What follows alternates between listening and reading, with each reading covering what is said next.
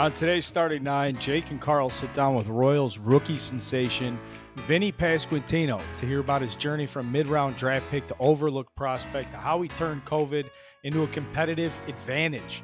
Before and after the fellas catch up over the hot stove news, we live the Asdrubal Cabrera sucker punch saga and share a message for New York baseball owners everywhere. Pitchers and catchers report in less than 100 days. Let's have a great starting nine. Action! What's up, guys? Welcome to Starting Nine. We're here at episode 57. I'm joined by my co-host, Carl. I'm Jake Arrieta.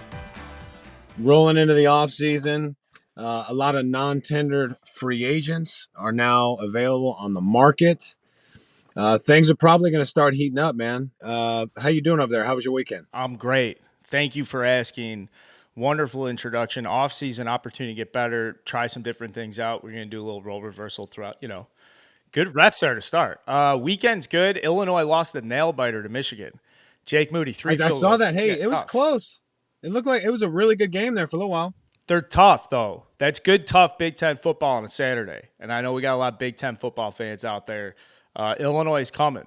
Look out. Other than that, basketball team went out, shot a video for Miller Lite on Friday night for a basketball game, and they beat UCLA. It was a rager. So that's always good when you get to go out for this job. I like filming videos out around town and like doing, goofy shit with my buddies. So Friday night was a good time for that. And then they had there's like a Big and Rich concert. Those Save a Horse. Big and Rich. Yeah. They were playing at Joe's on Weed. I'm sure you guys remember that spot in Chicago. Yeah, I've been there a few times. Keeping it with football for a minute. TCU remains unbeaten. I was having this kind of back and forth with some buddies. A good friend of mine played football at Baylor. He knows a lot more about football than I do, and he's like, look, I hate to break it to you, and I know you might think that because, the Baylor Bears are 6-4 that, TCU's just going to roll them. And let me just break it down and tell you why that's not going to be the case. And dude, he had me so goddamn nervous. But I was just everything he would say, I would just negate it. Like, no, like this is why you're wrong. And my reasons were, I don't know if they were based in fact or just coming from a diehard TCU fan and an alumni. But that I don't know if you watched the game, but they missed an extra point. And so it ended up being, 20-21, and we're kind of struggling to move the ball down the field for a while. And Baylor their offensive coordinator was rolling. It was like 6 yards, 5 yards, 8 yards, like a big throw down the field. And I was nervous, but we ended up kicking that field goal as time was expiring. I think there were 6 seconds left on the clock. We ran a running play. We barely had enough time to get the field goal unit out there. We ended up winning 29-28. So our hopes at a playoff are still alive. And where I was watching that game in between, rain delays out in Dripping Springs for Cooper's baseball tournament Saturday. We ended up 2 teams forfeit against us. So we didn't play a game on Saturday. We showed up ready to play. It was 35 degrees and raining, but we didn't hear if the games were canceled or not. So we showed up. And so the first team forfeit. We're sitting there watching the Bears and the Horned Frogs in the car. Our head coach gets a call from the team we're supposed to play at 2:00, and he goes, "Hey, do you want to call this a tie?" And we're like, "No, man, we're out here ready to go. Like, you guys are on the couch. We're sitting in the car ready to play ball." So they took a forfeit. We showed up yesterday, won both of our games, won the fall state tournament. So we're feeling pretty good about that. Cooper almost hit a home run his first swing of game 1. He pitched 4 nice innings, had too many walks. We're gonna work that out. He made a diving play at first base in the second game to win the tournament. So Saturday, Sunday were pretty good for us, and now we're out in Fredericksburg trying to get some shit done. We're starting a demolition on our hunting cabin, which we talked about, getting the kids to do some manual labor. So that'll be fun. Yeah. Hey, congratulations on the state championship. Here's the sledgehammer. Get to work, kid. But no, hey, state championship's a state championship, even with a couple forfeits. I would normally try and take a little bit away from that, but The Horned Frogs. That's okay. We have to make this very clear for the Horned Frogs as we get into December for college football. If they do go to the college football playoff, they play on New Year's Eve. You have to go. I believe that you should be like on a sideline for the college football playoff game. Am I wrong? Well, I was on the field, for the Horns and the Horned Frogs when they came to Austin. I was on the field for a majority of that game. Uh, here's the only issue. My daughter's birthday is New Year's Eve, Oh wow.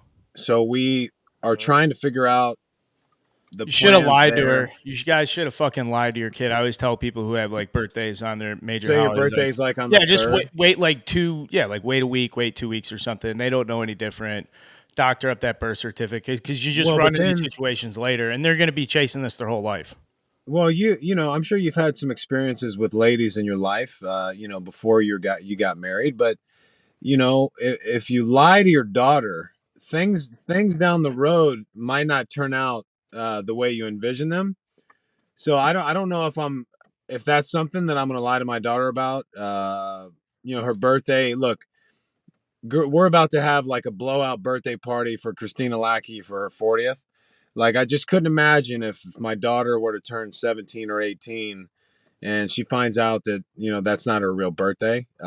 Things could go south, and I'm not willing to risk that. So look, I want to be at the game New Year's Eve if they get to that point. Um, but I gotta put Palmer Arietta at the top of that list for good reason. Today's episode of Starting Nine is brought to you by Game Time, the exclusive ticketing partner of Barstool Sports. Game Time is a ticketing app that makes it easier than ever to score last-minute deals on tickets to sports, concerts, and shows, and they guarantee the lowest price. If you haven't given Game Time a shot yet, I don't know what you guys are waiting for. We've had tons of Barstool fans using it, hitting us up on social, sharing the great deals that they're getting. I've been using Game Time all year. Can't wait to use it again to go to Bears Packers. We know what that's all about. Get down to Soldier Field with some of the boys. As December and the snow falls, it's so easy to use amazing deals. It's the fastest growing ticketing app in the U.S. You guys are going to love it. Download the Game Time app. Go to the account tab to create a login and redeem code STARTING9 for $20 off your first purchase. Terms do apply. Download Game Time. Last minute tickets. Lowest price guaranteed. Send me if you can't make it. I'd be more than happy to wave the Starting Nine flag, get some behind the scenes coverage, cheer for our home. This is an access business. I'm not being selfish. I'm just saying this access business. If you want to adopt TCU hard, just talk a ton of shit to all these SEC fucks at Barstool. I'd be more than happy to do that on your behalf. But let's Yeah, we'll send you there. I'll get you there. And look, it's not out of the question. I very well could be at that game. I gotta see what baby girl wants to do first. We typically spend that like her best friends are the Lackey's kids, and if I were to try and separate them, I could have a fight on my hands. But missing that game, I don't want to do that either. So maybe I can kind of negotiate some sort of deal with her. Um, we'll see how that plays out. Stay tuned. also stay tuned. We're going to be joined very shortly by Vinnie Pasquantino, Royals first baseman. This guy is supposed to be in his scouting report. I was writing some notes down. Legitimately, in the opening fucking paragraph of this guy's scouting report, is like a blossoming fan favorite. Like they're talking about how crowds love this guy. I don't see that written in a scouting reports very often, if ever. And that's coming from a guy who fucking like, not to sound. I enjoy reading scouting reports. It's always been that way. I've always had a Baseball America login. I'll go back in the archives. I don't give a fuck. Yeah, is Vinny going to be like the next Alex Gordon for is that can you kind of envision something like that, like a long term? He seems like, I don't know much about him, but what I've seen, I mean, he seems like um, like a bona fide everyday guy. He's had success at every level through the minor leagues. He went from rookie ball, his first taste of pro ball, then to high A, double A, 2019, then last year, he was in triple A for 300 plate appearances, and then in the big leagues. So obviously fast tracked. He had success all along the way. And he didn't slow down once he got to the big leagues. So it seems like he could be a guy will be a guy that's going to be in that lineup, every day for a long time. So we gotta sink our teeth into him now, get the merch going, go see him in spring training, all that bullshit. I think he lives with one of my buddies from high school. We'll get to that in a little bit. Vinnie Pasquantino, if nothing else, great Italian name. And a baseball thrives on great Italian names. So, and not to take anything away from other names, Puerto Rican names. Obviously, you got a good Irish Catholic name, you're going to get my interest. But Pasquantino, I mean, this is a guy right off the ball field into opening a deli in the offseason.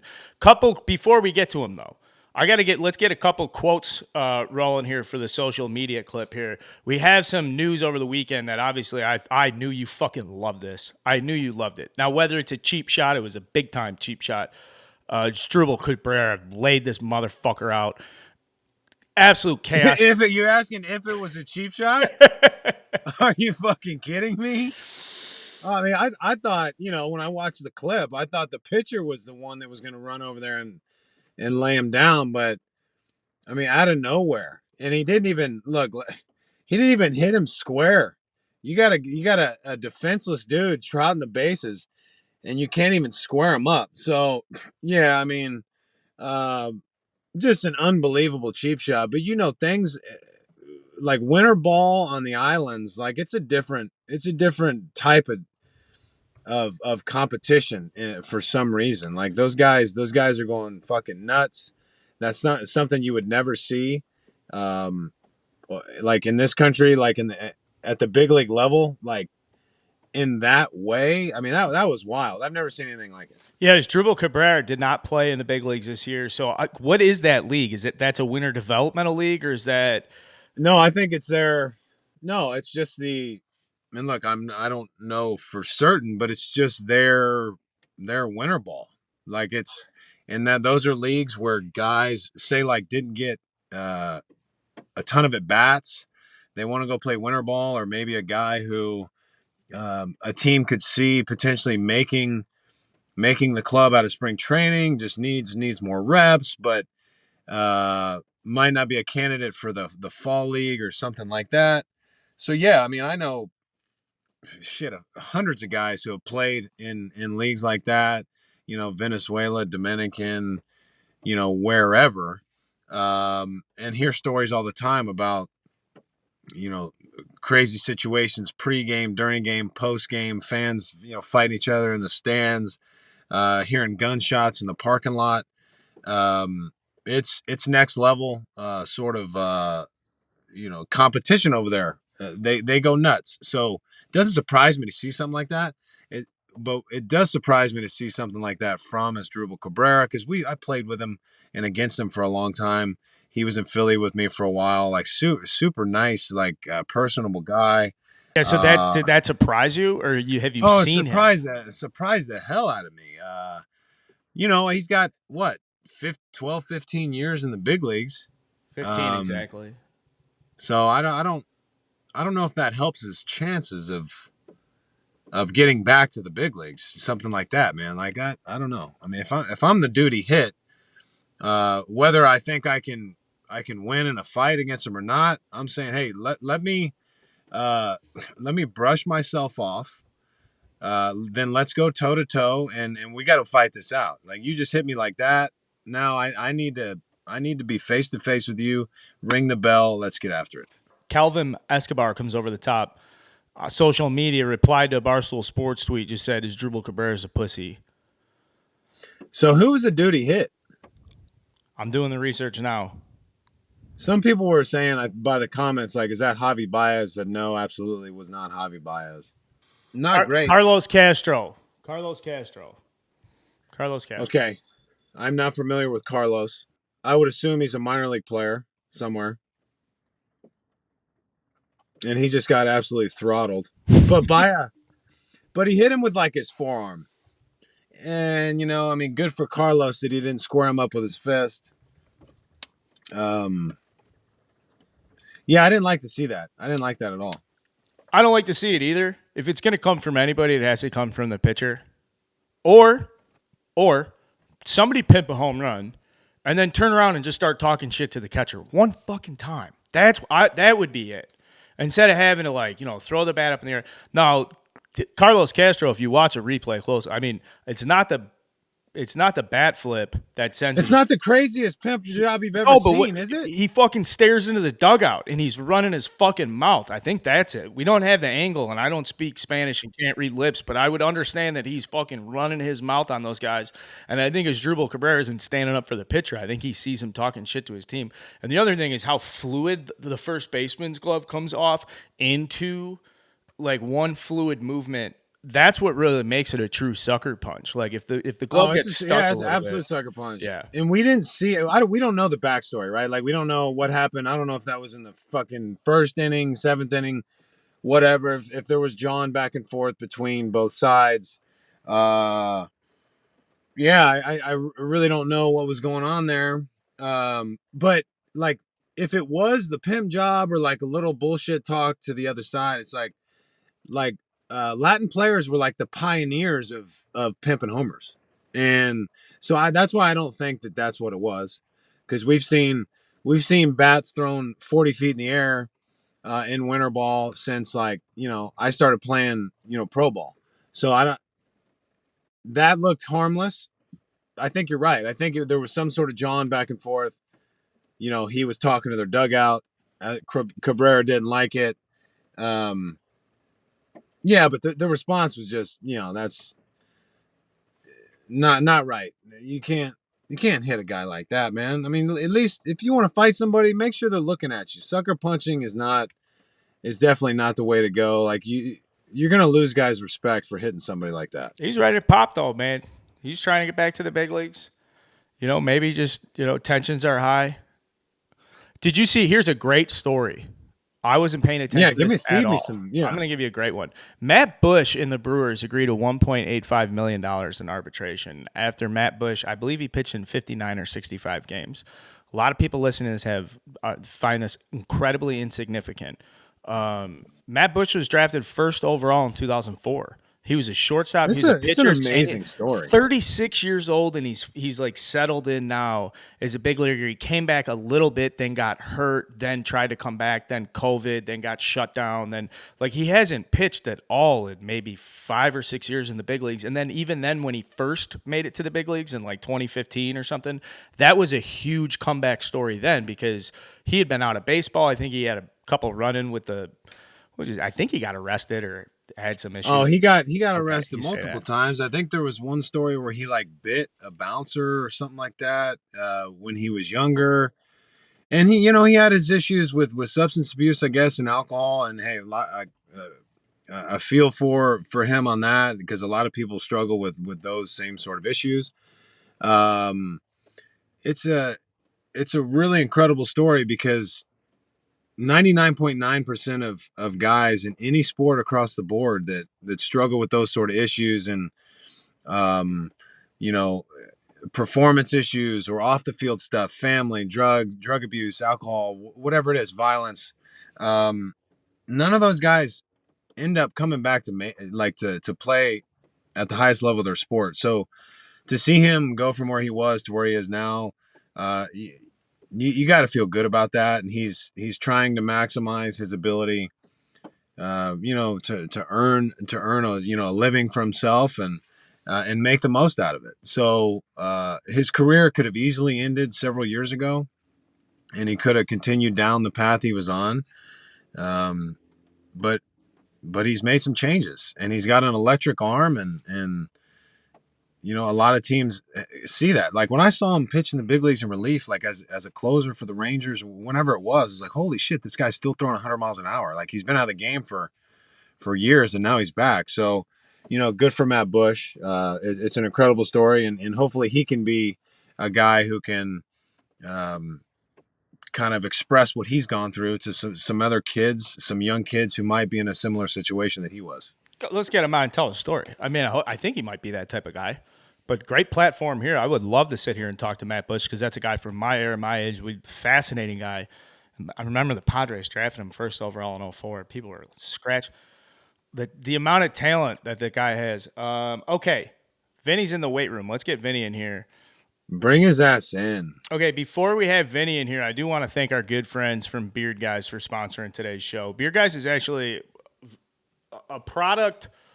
I'm staring at the Beard Guy And I'm just curious how important, like, I have a great mustache. I take care of my mustache. I love using the Beard Guy products on my mustache. But I'm just fascinated with the relationship guys have with their beards. And I'm just curious, like, I remember the first time we were hanging out, you were talking about, you're like, yeah, like, I've been working on my beard myself now, and it's just like a really big deal. Like, you're very serious about your beard. Well, I mean, it's a luxury that you take for granted, like having a barber like around you 24/7 and not playing anymore. Not that I'm not capable of it, but this right here is something that takes a lot of time and effort. If you want to grow a nice beard, you gotta take care of it. And putting product in it is just one part of the process, because in the cold and in the fall, you wake up and your skin is just dry as shit. And you don't want that, especially as you get a little older. You want to keep the skin soft, the beard soft. So it's you gotta you gotta make sure it's trimmed up. You gotta make sure it's edged up, and you got to make sure it's soft. You got a girlfriend or you a fiance, she don't want to be kissing your dry ass beard that feels like pubic hair. So take care of it, soften it up. And the beard guys, they've come through with some great products. And if you're in the market, take a look, because they've formulated these things to make your beard smell good, feel good, and it makes you more confident, doesn't Carl? And Yes. like, you just feel better when you know your beard looks good. Thank you. See that I can't say that. I'm always sitting here talking about the beard guy stuff. My mustache is great, but hearing it from you, I'm committed. I've been trying to grow it out. I'm not making this like about me here, but one day when I do show up with that thick, luscious, it's gonna smell great. That's because of the balm, the oils. You guys see the link in our bio. If you're a beard guy, go check out beardguys.com with a Z. Beardguys.com. Join the brand. Join the movement. It's that time of the year. Smell fucking good. All right, let's get to Vinnie Pasquantino. All right, guys, welcome back to the interview portion of the show. We're visited by Vinnie Pasquantino, rising star for the Kansas City Royals. We're previously having a conversation, Carl and I, about, can Vinny be the next Alex Gordon, the next mainstay in the Kansas City Royals lineup for a lot of years to come? I think so. So, Vinny, thanks for being with us. Um, Me and you are getting to know each other for the first time. Um, I kind of was monitoring your minor league career.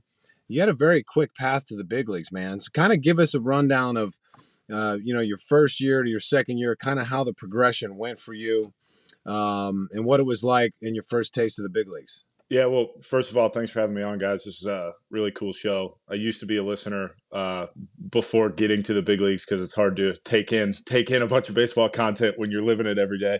Sure. Uh, but yeah, so I got drafted in 2019 out of Old Dominion, which most people know that's where Justin Verlander went. And I think there's 7 guys in the big leagues currently that went to Old Dominion, which is a pretty cool thing for a mid-major. So I got drafted, immediately got sent to Burlington, North Carolina for what doesn't exist anymore, but what used to be short season rookie ball, and was able to stay there the full year. Had a pretty good year, and then headed to Instructs, which is always a great time for anybody who's been to Instructs. Everybody, love hate relationship with that. And then 2020 happened, so we get to the spring, get sent home pretty much immediately. And because of kind of where my status was in the organization, I wasn't invited to the alternate site or anything. I was still new, later round pick, so I was one of the many who wasn't fortunate enough to be at the alt site. So that whole summer was really interesting, because you really got to, for the first time in all of our lives, we got to work on individual, like, what am I going to get better at over the summer, because I'm not playing in games. So that was a really integral part of kind of who I am. And Now, then did 20 did you? Sorry, I got to ask you this though. That obviously benefited you, or do you believe that time, having that summer to yourself and being able to kind of fine tune things, you feel like that helped your game? And did you see where that same sort of situation maybe affected guys in the opposite way for certain reasons? Yeah, I think it could go both ways. So for me, it helped me more mentally off the field, because I was able to hang out with my now fiance for the entire summer instead of having to be away from her. So I got to grow off the field, I think, almost more than on the field, which now helps me on the field, in my opinion.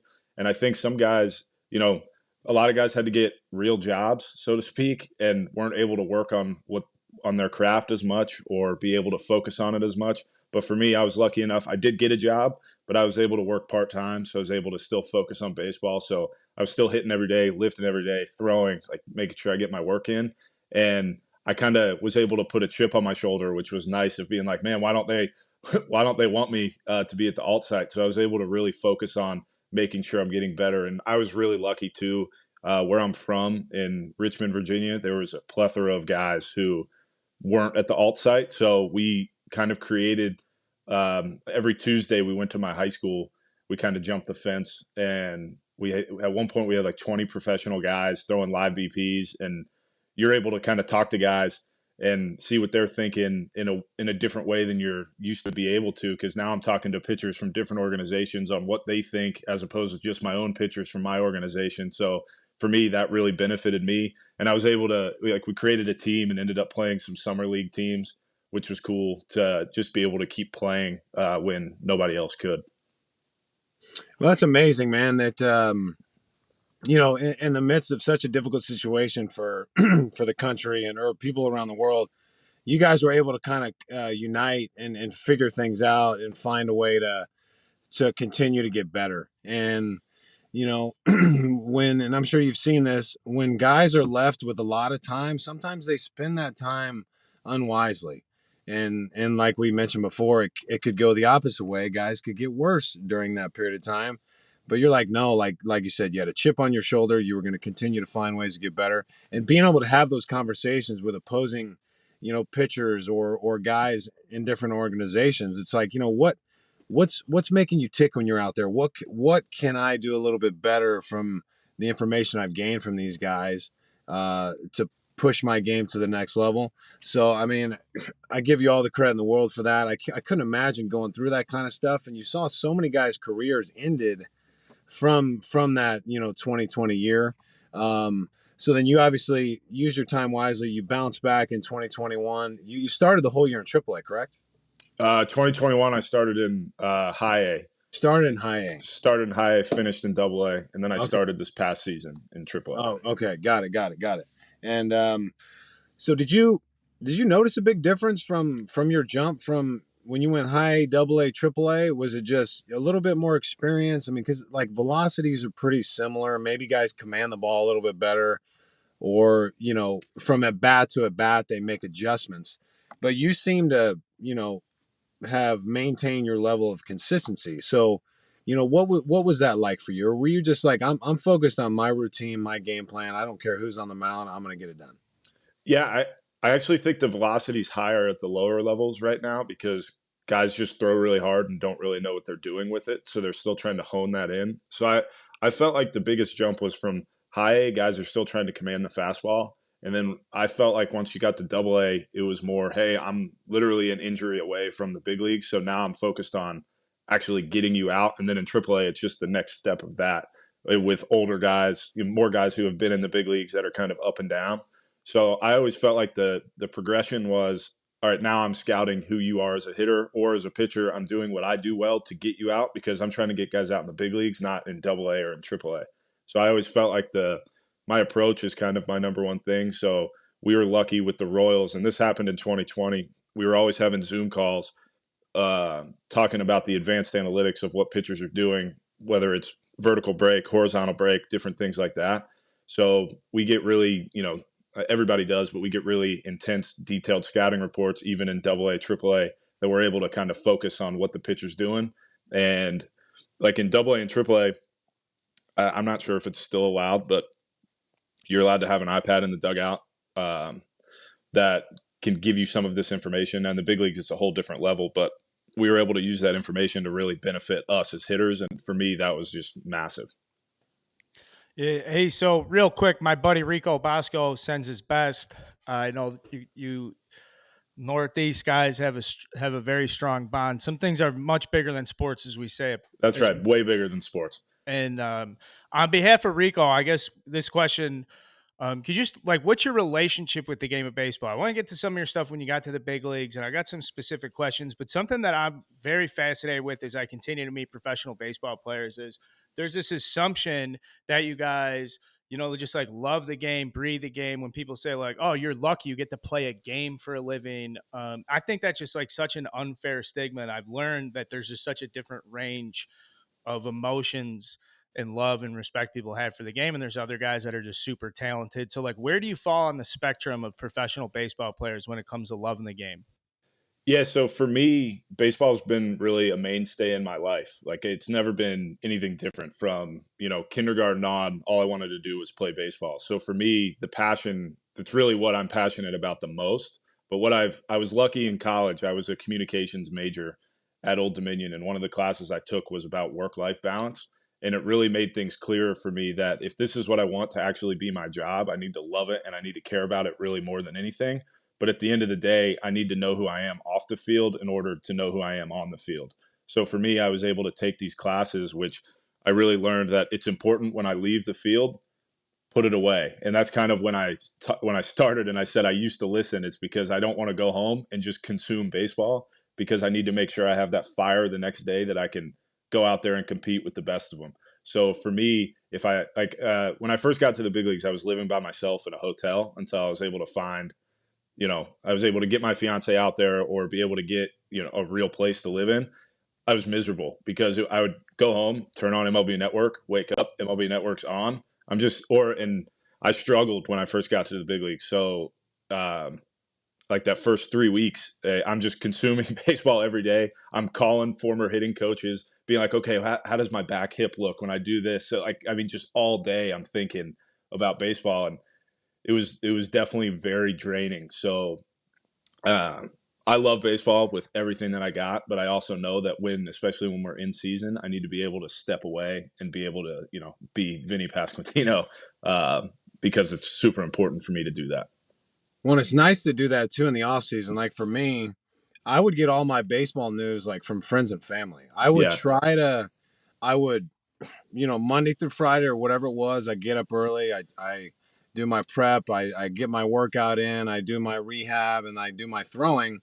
And I try and then I don't even want to hear anything about baseball. Now we're going to, do something with the kids or do something with buddies, something completely um, outside of baseball. And I think that balance, like you said, the work life balance is so very important, because if you are consumed with it, 100% of the time, like when you're struggling, it's going to be miserable. And obviously when things are going well, it's great, but you're not going to be able to manage those peaks and valleys the way you should. So what are some things, like what do you and your fiance like to do in your spare time? Like what helps you kind of separate your personal life from the game of baseball? The biggest thing is our dog. We have a German Shepherd named Bear, and he's pretty much our entire life right now because we don't have kids. And also for me, it's the New York Jets. I just constantly stay in tune with what the Jets are doing, because then I can forget about baseball for a little bit. And it's a big week actually, because the Jets play the Bears Yeah, let's get on going. You want to Sunday. talk some shit? Are you one of those guys who wants to talk some shit to me right now? Because you I guys don't are know. you guys are fucking dragging right now, pal. We're dragging, you're dragging. That was a tough game, tough loss. I don't want to cut off Jake from like how you like to get away from the field, but now you're in my head. Like, we're Well, going hey, and battle I this need week, to buddy. know. I need to know about Zach Wilson, man. I got a bunch of his cards, some of his really good RPAs. Zach Like, where are we Wilson at with Zach blows. Wilson, man? Where are we at? Like, talk to me about Zach Wilson. I mean, right now it's not great. It's not great. I think I wish he would handle some things better, but I'm not here to talk about another man's job, so that's tough. But we're looking for a big game against the Bears this week with that poor defense that they have. So I think Zach Wilson might just light them up in the secondary. So we'll really see how that goes, and that'll improve the value of his cards. Bobby Witt kept trying to sell me a Zach Wilson rookie card, and I don't know anything about cards. So he's just like, "Oh, if he plays well, the value will go up." So I'm sitting there thinking, "All right, that'd be That's kind of obvious. nice." Yeah. Yeah, So, yeah. but that I think his value may have gone down so far based off of those cards. That's all right, man. I mean, he's a 10 out of 10 on looks. I mean, he's got that covered. He's such a beautiful dude. I just need him to manage the game a little bit better, and maybe in the media too. He could be a little better with the media. You know what I mean? Yeah, the rule that I typically try to follow is if you lose, it's on me, and if you win, it's on we. And so Great point. I'm hoping that that gets kind of you know told to him. Great media training here in Kansas City, and that's a good tip there. Like Vinnie Pasquantino, the Jets fan, he might be dead, like publicly. Like people may not really ever care what you have to say about the Jets now that you're in the big leagues, because you could sit here and like CJ Mosley misses a tackle and you're bitching about it. It's like you're in that realm now where like, who the fuck is this guy, man? Go play for the fucking Royals, which is a little bit of a sacrifice if you really do love the Jets as much as I presume you to be. Like, sorry, dude, you have to play in the big leagues. You can't talk shit about your team as much anymore. As much. Yeah, that's actually exactly how it goes. I was able to get away with some things saying like about specific players, and I stick away from that now. I just typically go for the team, and the Jets followed me on Twitter the other day, so I really got to make sure I don't say anything bad, in case they want to invite me up there or something. Well, let's get that out there. Hey, Jets. But we're putting this out there, Jets. Vinny Pasquantino, man of the game, ring of honor, whatever they like to do. I know Fireman Ed's out, but like maybe, No, I maybe think Vinny's in. he's back at games now. He's I guess once they got a little bit better, he decided to come back to games. So good for him, I guess. Well, introduction in the works. You bring up Bobby Witt Jr. Okay, I'm interested in like because you were an 11th rounder and you have this chip on your shoulder and all this stuff. And then there has to be this thing of like, if you heard about this guy, he's the top prospect, you weren't invited to stuff. And then he would be obviously like the first guy in the Royals camp who would be invited to stuff, who would be the, get preferential treatment from the outside, what I would understand. So when the first time you played with him or saw him on the field, did you have expectation of like, oh, is this the fucking guy? Or like, what was that like the first time you guys are like playing together? Did he stand out? I'm kind of interested from the perspective of like you, mid-round draft pick, like you said, chip on your shoulder, like overlook guy, and then here comes Bobby Witt Jr., like top prospect. What was that? What was that So like? That's a long question. Long so I question. actually never played with him until getting to the big leagues. So not even really on backfields or anything. Him and I were never connected kind of in our journey to the big league. So when I started out in high A, he was in double A.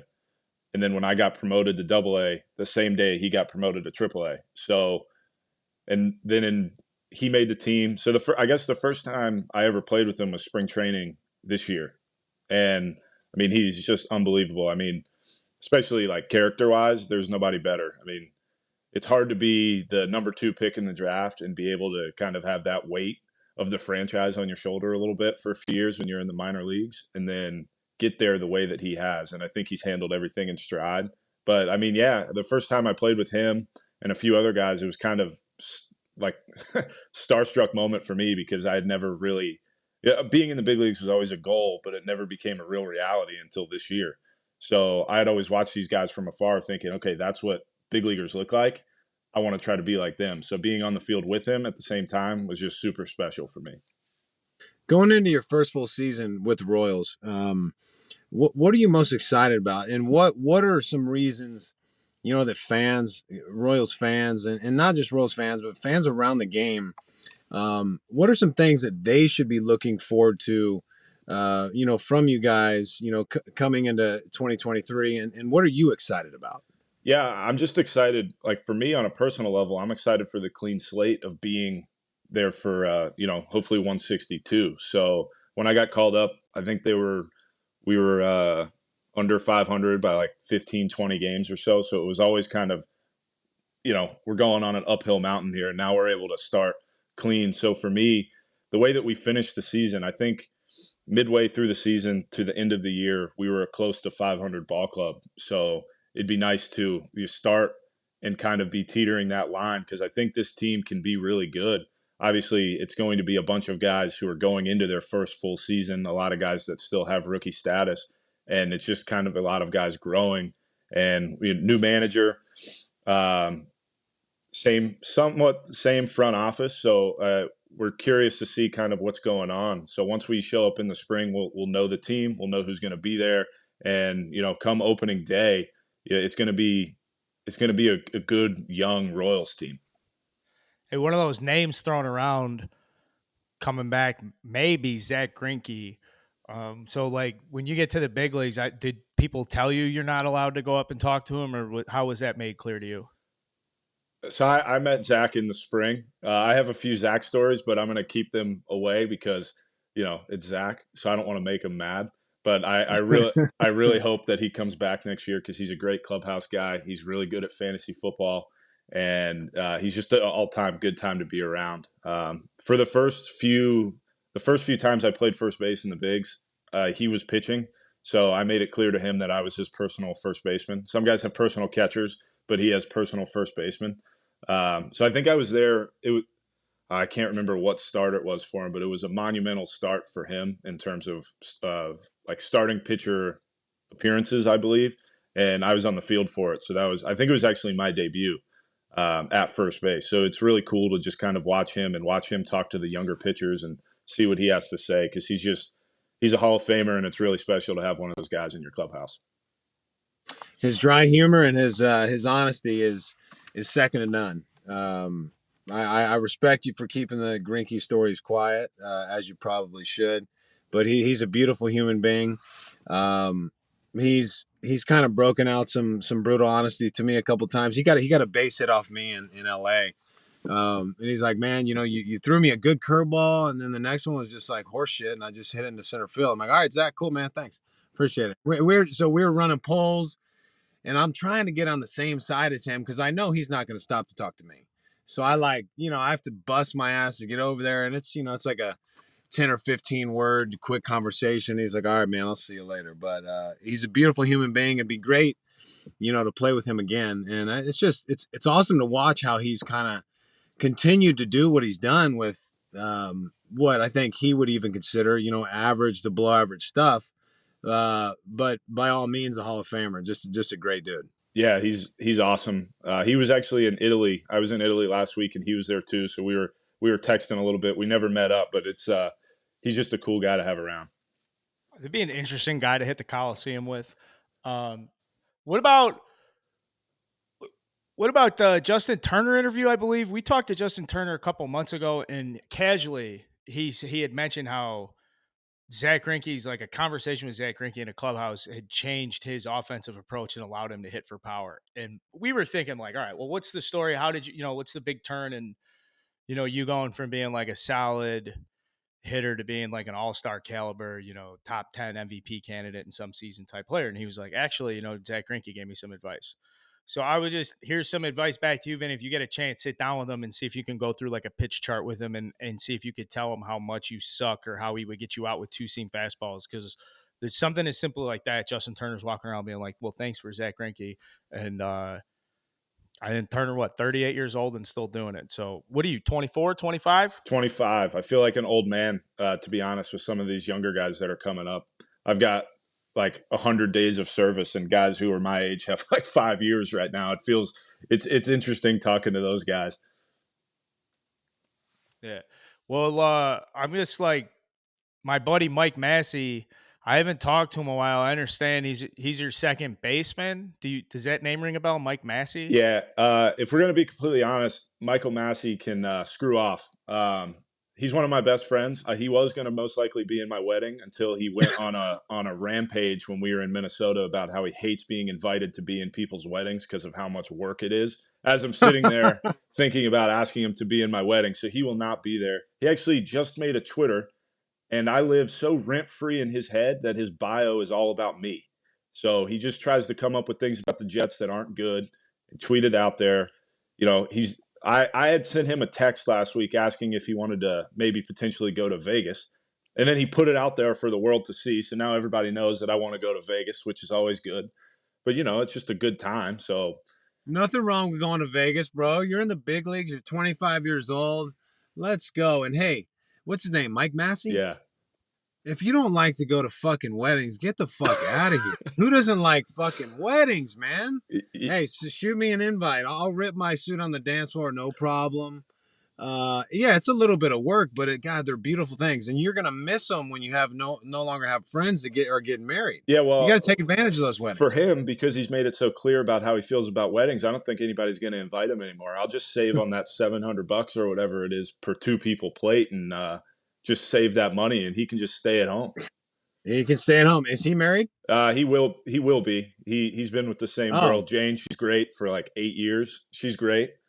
He sucks, but she's awesome. So I don't know. I don't know how that. I don't know how that happened, but good Just for bury them. his ass. Bury his ass. That's Yeah, good shit. I got some Mike Massey dirt for you. When he was a teenager, I remember talking to his father, who played at the University of Illinois, and he was saying, Carl, the big issue I have with Mike is he doesn't sleep. He just, every time I go into his room, I got to tell him to go to bed, and every time he's like, well, what's he doing? Is he calling the girlfriend? Is he, you know, obviously, playing video games? What's he doing? No, he's on a kick. The last couple months, all he's doing is watching Robinson Cano slow motion videos on YouTube. He's down a rabbit hole, and we can't stop him. And like he literally won't get more than like 4 or 5 hours of sleep, because all he does is go home from school, go to the gym, then go home and watch Robinson Cano slow mo videos. And that's when he was like 14, 15 years old. So is he still a weirdo like that? Oh, he's an absolute fucking psychopath. Sorry about that, but I just had to No, drop but that in there. I do think in my life, if I had to say like who's the craziest baseball person you've ever been around, I would say it was Michael Massey's sophomore year of high school when I coached his travel team with Tyler Thompson. Shout out Bo Jackson Dome. Like that, I've been telling people about this kid ever since, being like, there's this lunatic kid from the south side of Chicago that's going to play in the big leagues one day. Wait till you see this kid. So that's Yeah, well, the backdrop. what sucks about Michael is he's so good, and the guy's good looking. He's jacked. Like, there's not much you can really say about him because he's got everything you want. But what's great about him watching Robinson Cano videos is his swing looks absolutely nothing like Robinson Cano. So I don't know why he wasted all of his time doing that. But yeah, I mean, like when he first got up to the big leagues, he wouldn't sit still, which was really funny. So we'd get to the field at like 12:30 for a 7, and he was just moving. I mean, all day, just moving around, getting ready for the game. But then the problem is he's one of the best players on the team. So it's like, how am I going to make fun of him? He's great.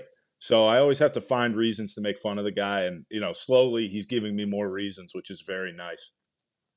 So he just runs out of 10 like at all times. Yeah. Just beamed up. Yeah, I mean, all the time. It's insane. Like, he got to the point where he was putting butter in his coffee because he felt like it gave him more testosterone. So he was just ripping butter in his coffee for weeks. Brother Ice Guy. Yeah. That's how we're made. I'm just saying, we're made that way. We're different. Here's some good stuff for him. He found out that if he gets 10,000 followers on Instagram, companies might send him free things. So he's just been posting like crazy, just different things so he can, cash in on some free items.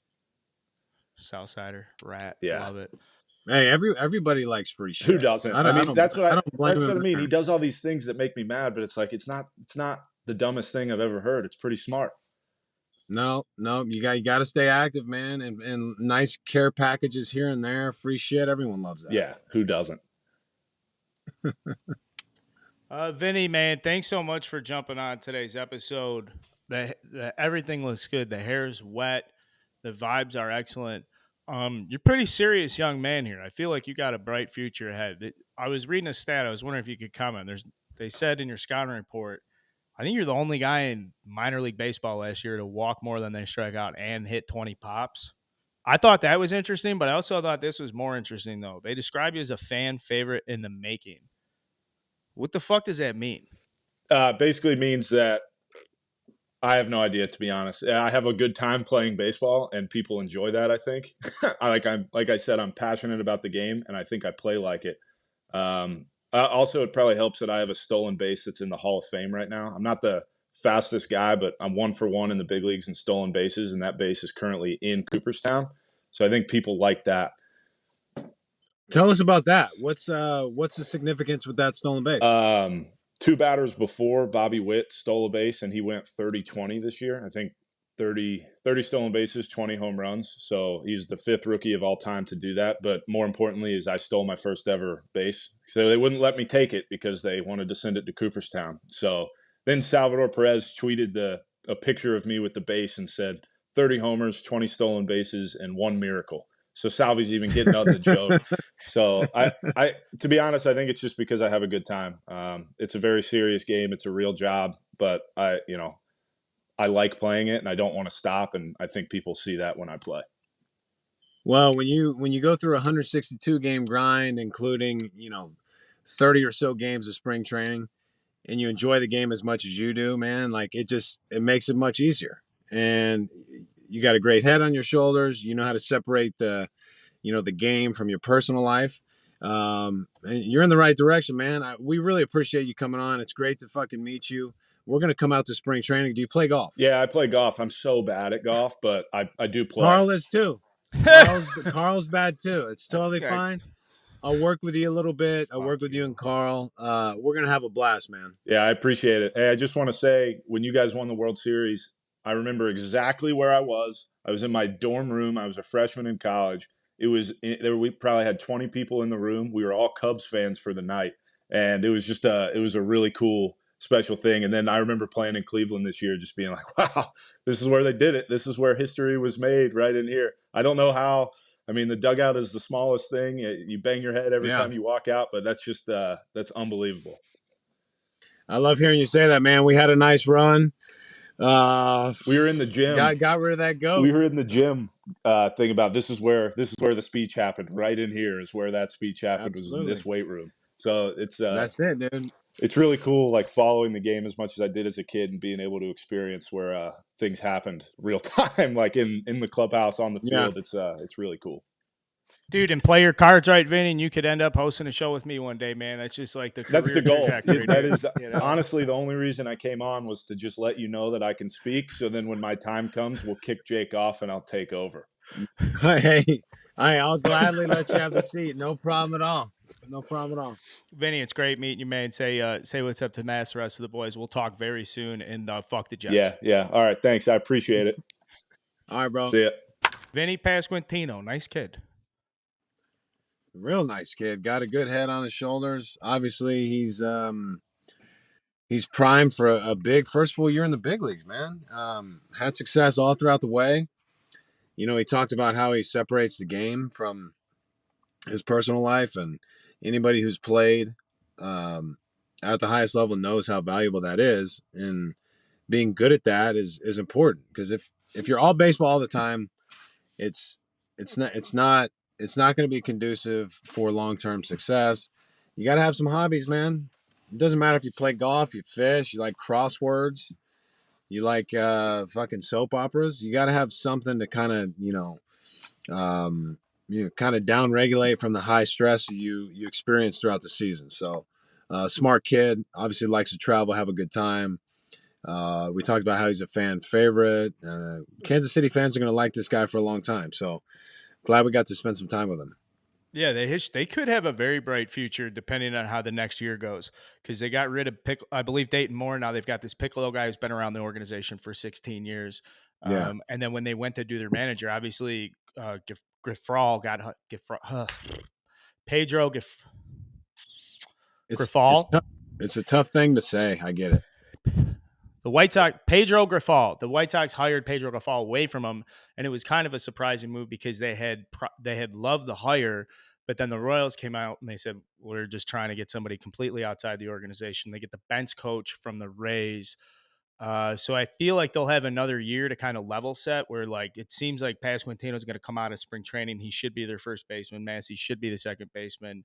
I believe Witts would be full-time shortstop. But now I feel like an idiot. Was he the full-time shortstop all last year? Or did he play a little third base? Because he played some third base. Okay. No, he played some third base. Look, I mean, it comes down to being able to pitch. I know they don't have they're little. Brady Singer is solid. Sure, I mean, can't pitch every day though. That's. I mean, a big league lineup is a young big league lineup. If they're put under so much pressure to score runs, and their starting staff has a mid-4, a high 4 ERA, you just can't consistently win in the American League Central when the Twins are going to be competitive, the White Sox should be competitive. Obviously, the Guardians are going to continue to be competitive. There's a lot of work to do, and really every division is the same. When you have the upper echelon, top 2, 3 teams in a division, and you're sitting there trying to evaluate yourself, where you stand. It's pretty easy to see what your weaknesses are, and this is a time for those teams to be able to address those. I mean, there's a lot of guys on the market. There's now a lot of non-tender free agents that could benefit from a change of scenery, and we've seen that time and time again. So, man, I just talking to them one time, I'm already pulling for the kids. So hopefully they can come out and be a little bit more competitive than they were last season. They finished stronger than they started, so that's a good sign for the Royals. And that division is presumably up for grabs over the next 3 to 5 years. Like, whatever. Tito wins the Manager of the Year award. Obviously, it's not like there's somebody who has a very, demanding or commanding strangle. It's not like anybody has a commanding stranglehold on that division. So, you brought up non-tendered players. Cody Bellinger's he gets non-tendered by the Dodgers. Big story when you consider how dominant he was in 2019.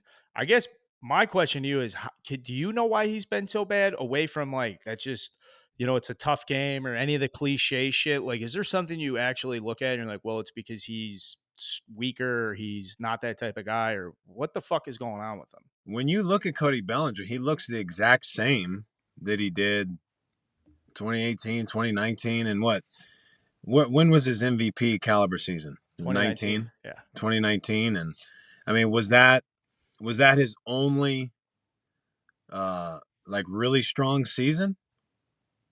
No, he was great. He was great up until then.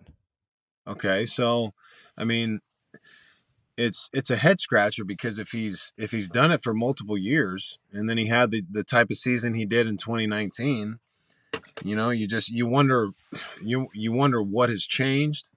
And just watching him, I mean, he's obviously a tick off. He's not clipping it the same way he was 3 years ago. And I don't have a good answer for why that is. Obviously the Dodgers would know better than anybody. They decided to obviously non-tender him. They didn't feel like he was going to be, worth the qualifying offer. So maybe he's a guy that'll benefit from going somewhere else. Not everybody does. Not everybody performs poorly in one uniform, goes somewhere else, and kind of figures things out. But he's done it before at a very high level on a championship caliber team for a number of seasons. So who knows? I don't have a good answer for you there. Yeah. Well, speaking of the surprise though, like if you don't know, I don't know. No one has any fucking clue. But I believe it's 18 million is what he should get in arbitration this year. That's what the projections say. It's his last year in arbitration. Somebody's going to take a chance on him. He's an above average center fielder. Like he's definitely in a position where, he could go get 500 plate appearances, 550 plate appearances. Scott Boras has talked about the necessity of getting him into a position where like he can be strong every day. I don't know what the fuck that means. I feel like the Dodgers wouldn't miss out on something like that, but that's been the message with Bellinger from Boras. If this guy gets an everyday chance in a position to like get, his strength back and be in a position to play every single day, there's plenty of opportunities for him. Obviously, there's 2 opportunities in Chicago, but I feel like $18 million for Cody Bellinger. But then you see Jock Peterson signs for 19.6, but he takes his qualifying offer. Yeah. I didn't realize. I mean, shit. I figured that. I totally whiffed. I thought Bellinger was going to be a free agent. This is his last year arm. Guy's been around forever. I didn't think you whipped. I don't think the analysis changes. I think the Dodgers cleared over $100 million in contracts between Bellinger, Kimbrel, Tyler Anderson, Andrew Heaney, David Price, Trey Turner, and Justin Turner.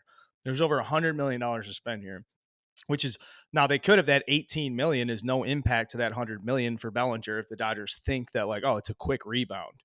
It's a very suspicious circumstance for me if you go after Bellinger, because sure, yeah, it's easy to say he could bounce back. He's a above average center fielder, all that shit. I get that. But if the Dodgers have this room and they're like, we're not spending 18 million when they have 100 million to spend.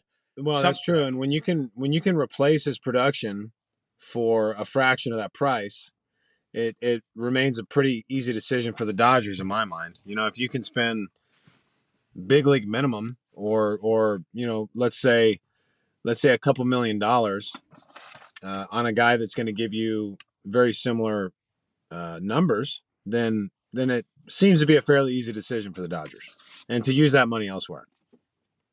I want to say it out loud. Here's the Aaron Judge story, though, to talk about for a second. Aaron Judge will not bid on the 60-second home run ball. He said he's like, I'm not doing that. It's too expensive. I haven't made my money yet. What's something you would? Why would he want that? I don't know. I guess now here's a stupid question. Thank you. Is there anything you would get into a bidding war over from your playing days? Of my own? Someone Of comes my to you, they own? go, "Hey, listen, dude, I found this." Like the final out of like one of my no hitters or whatever. Like I would honestly rather just somebody else enjoy it, somebody else have it. And if somebody wants to send it to auction, like his 60-second home run ball, I saw that the guy turned down 2 or 3 million for that.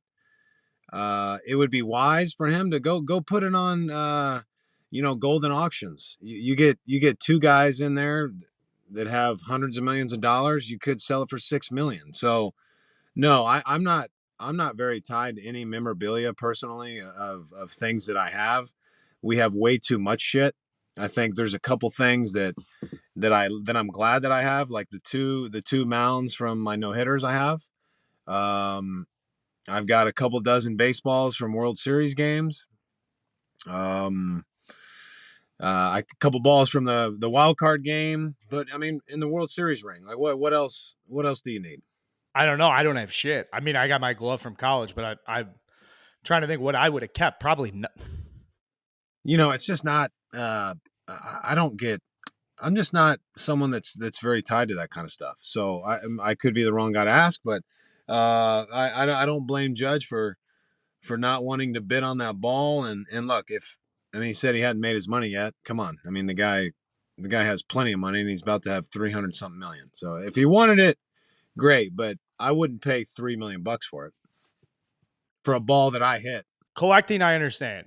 Assets, investments, but when you're racking up the memorabilia because you got to tie the room together and you need those pair of batting gloves with the fucking baseball card and like the autograph ball. No, I don't want to turn anybody off. Okay, couple other things here. This is our pre-Thanksgiving show. We'll be back. I believe we're going to be back on Thanksgiving morning. I'm writing that up. We are thankful holiday episode. No one ever does Thanksgiving holiday stuff.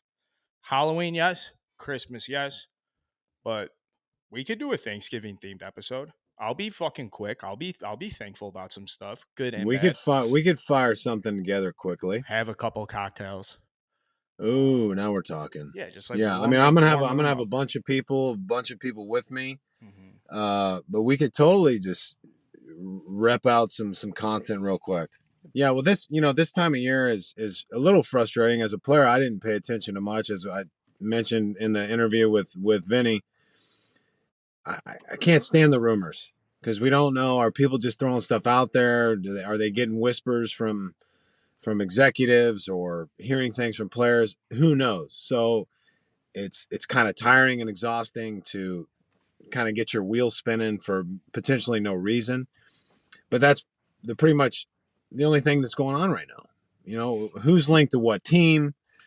You got the non-tendered, contracts and the non-tendered free agents that are going to be out there. We've got one thing that I think is very interesting is that Kodai Senga is an unrestricted free agent, and there's nothing tied to him. So I mean, this guy could potentially sign a monster contract with somebody. Well, maybe, right? I guess we're gonna see. I haven't seen so far. The deals we've seen have been very big. The reliever deals are big.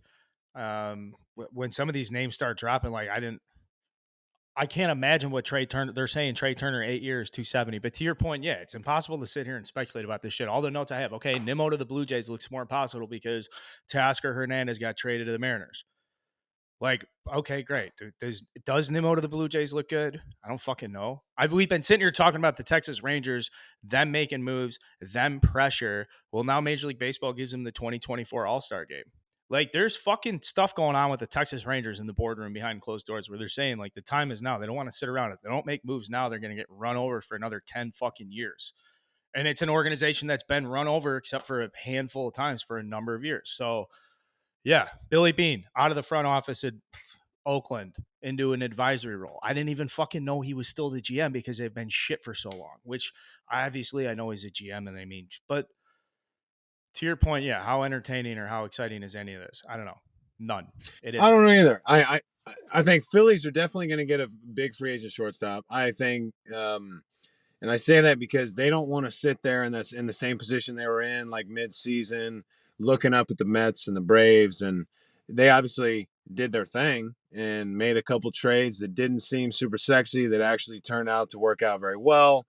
Um, they made that third wild card and ended up in the World Series. I think they want to finally, be at the All-Star break, um, sitting in first place. They want to make a splash. You continue to hear Harper talk the way he talks about, um, the GM being their guy, and he wants to add some pieces and make us even better than we were this past season. I could easily see them getting Xander Bogaerts or potentially Trey Turner. They didn't pick up, Gene Segura's deal. I think they could easily move. You throw Bryson Stott over at second base. You bring in a big free agent shortstop, and they're, I think, right out of the gate they're considered as the favorite, or maybe second to the Mets. I'm not sure, but it definitely makes their team even better. And then one thing I saw, it could be full of shit, I don't know, but that the Mets met with Justin Verlander, which is very interesting. So we'll see where that goes. And does Jacob deGrom stay in New York? I mean, I posted something yesterday or the day before about how the Mets believe deGrom would want to stay in New York if the offers were similar. Like, you can believe what you want, but the guy's on the market now. You could have already locked him up a long time ago. That didn't happen. And now you risk losing him. Verlander to New York. I mean, the Mets have to do something right now. They're in third place to me. They're behind the Braves big time. If the Phillies go out and make them, but they have all the momentum they have, maybe not. Maybe the Mets are better than the Phillies. I feel Well, like if you lose DeGrom and Bassett, yeah, you're in trouble. Nimmo. Yeah, you're in trouble. So Steve Cohen's not going to get fucked though. I mean, the guy just spent $280 million on payroll. He's going to miss on some of these guys. He's going to come back. It would be sweet to see Justin Verlander get $44 million for over 3 years. I think they're saying that because Max Scherzer at 43 point something. But again, now we go down the speculation train. It would be great to see Verlander in New York, though. Like to see him in the playoffs again. Like to see if he's as good as he fucking. Is it real? Yeah, I don't know. Is it wear off? and his look, and Scherzer is one of the best, one of the best ever, one of the best I've seen. No question about it. But is he going to come out? He's a year older. Is he going to come out and be the same Scherzer that everybody's accustomed to seeing? He's not. He's not 28. He's not 30 years old anymore. I mean, I don't. I'm not saying that he's not going to have a really good season next year, but there's always that possibility that age starts to creep in at least a little bit. So say you lose DeGrom and you lose Bassett, and Scherzer's not quite the same guy that you're accustomed to seeing. I mean, the Mets are in real trouble then. Last thing on my list, the Mets are in real trouble. I guess they're going to be investigated for collusion because they said they're not going after Aaron Judge as long as the Yankees are in contention. I don't know if that's just a loose and fast quote or if that's real. Pretty fucked up if it is real. If the owners are sitting around and be like, "You want him? I don't want." That's bad for us. If we get into a big fight about him, you guys can just chase him. Hopefully, that's not the case. It would be great if the Yankees and the Mets hated each other. I don't need these guys enjoying each other's company. I need Steve Cohen to absolutely hate the Steinbrenners. Vice versa. I want to battle for superiority in New York. I want Steve Cohen to spend as much money as possible to take that. This should be a insanely intense rivalry for all new blood in New York. Any sense of them talking behind the scenes about not going after each other's guys? Fuck you. Well, it's like insider trading. The collusion with teams has happened for as long as, I mean, who knows how long it's been going on. It's like, oh, in insider trading, it's okay for certain people to do it, but not okay for other groups of people to do it. They have these giant conferences about how they evaluate players, and when every team is there and they're discussing this and they're going over players' values, I mean that's collusion. But it's, for some reason, it's allowed. So no surprise there when things about collusion come up. But I think they're calculated about how they do it, and they seem to really never get penalized for it. It just doesn't seem that it's a completely fair market. when things like that are going on. But nonetheless, Aaron Judge is going to get a massive amount of money from somebody. Massive. $500 million. I don't know if Stock it gets that. I options. don't know if it gets that high. Stock. Yeah, I mean, he might, retain a percentage of the team as an owner. Who knows? I mean, we've seen it in other sports. Throw him a piece of the hedge fund, Steve. Give him 1%. Just a fucking percent, man. Let the guy relax. Okay, you are in an elementary school parking lot. You got stuff to do today. It says start at 9. What's going on? What do you got? We're gonna go start the demo of our hunting cabin. 6 to 8 hours of manual labor, hammers, sledgehammers, saws, tearing down the entire thing to the studs, and just trying to save us a little bit of money and put in some sweat equity with the kids before Thanksgiving. So it'll be fun. It's 34 degrees here. It's raining. It's not going to be the most comfortable day, but it'll be memories that the kids will be happy to have, and something fun to do as a family, and feel like we earned it. You don't just because you have the money to pay somebody to do everything for you doesn't mean you have to. Amen. Good show, buddy. Good seeing you. Always a pleasure. Best of the family. And we'll be back for Thanksgiving. Thanks, everybody, for tuning in. Subscribe to our stuff on YouTube. We'll be back on Thursday morning.